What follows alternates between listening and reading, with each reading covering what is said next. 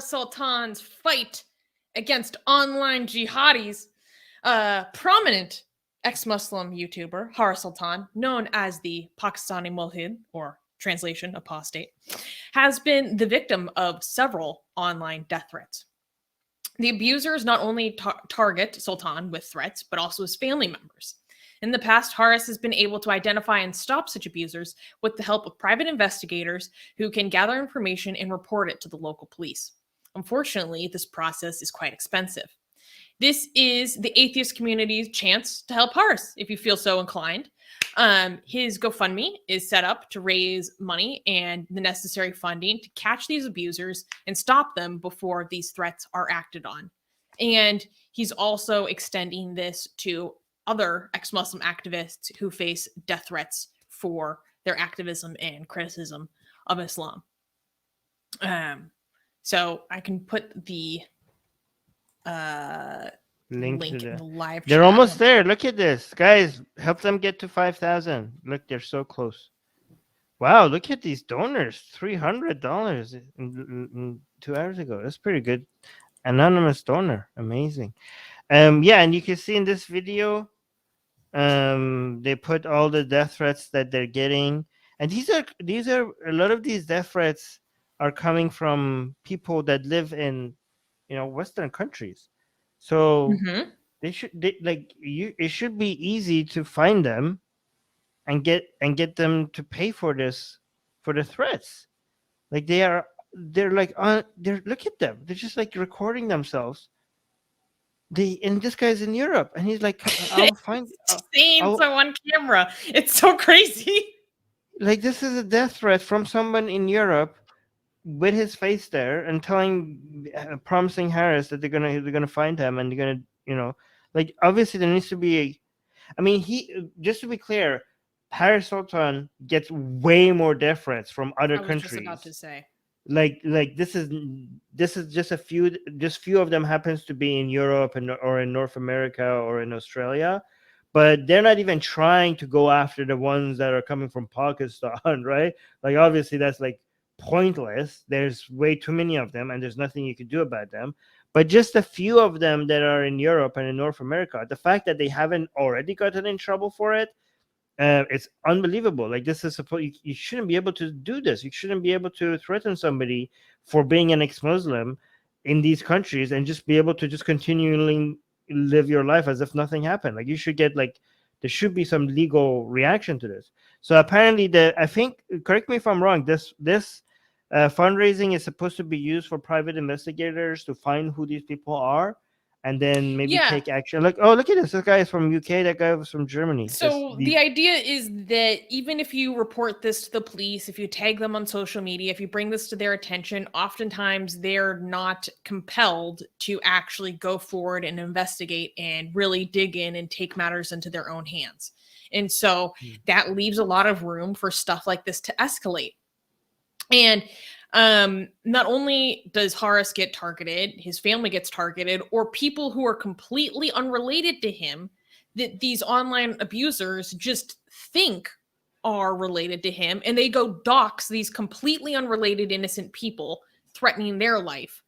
And Haris feels like responsible to this for a certain extent and wants to track down these people to make sure that harm doesn't come to all these other people who are associated or actually completely unassociated to him.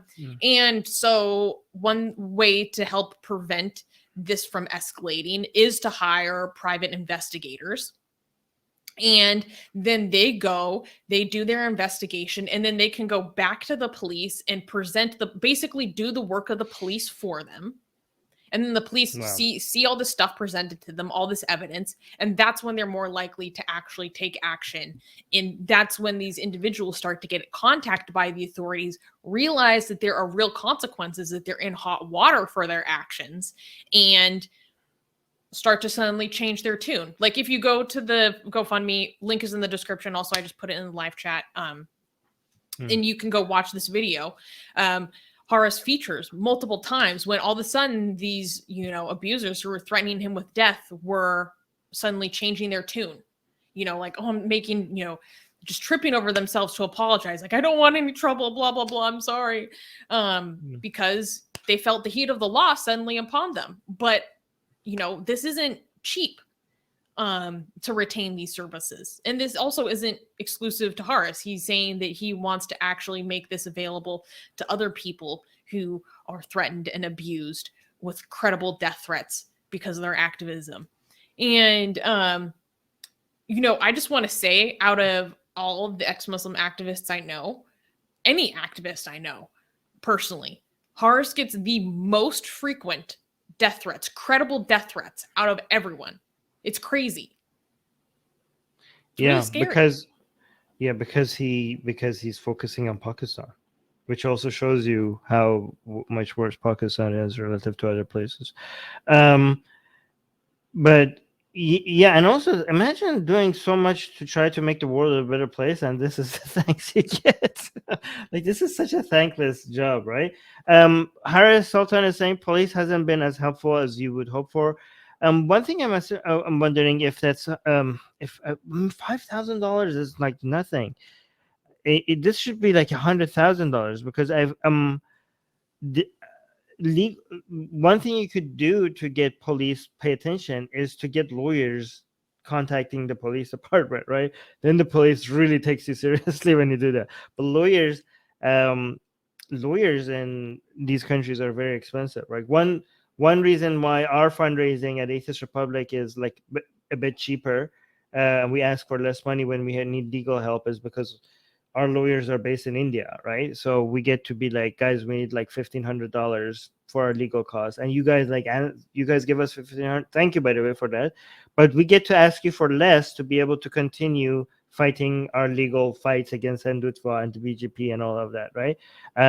But again, I don't know. I think like Harris needs more than $5,000 because legally, if they want to make sure they go after them, lawyers are so expensive. Well, luckily, GoFundMe, doesn't put a limit on how much money you can raise. And should supporters feel so compelled, they can push it well beyond $5,000 Australian. So, depends on the support from the community.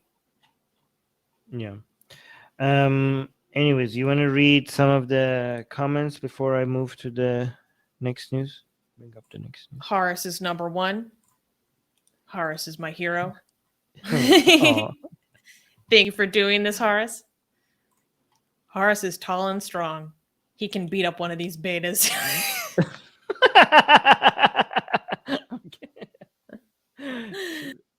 Just a lot of love for him and what he does. Get justice for ex-Muslims. Thank you, guys. Okay, so and again, guys, link was in the live chat, but it's also in the description. So if you're watching this later, make sure check it out. And if you do not donate to fundraisers if you can't, if you're financially struggling.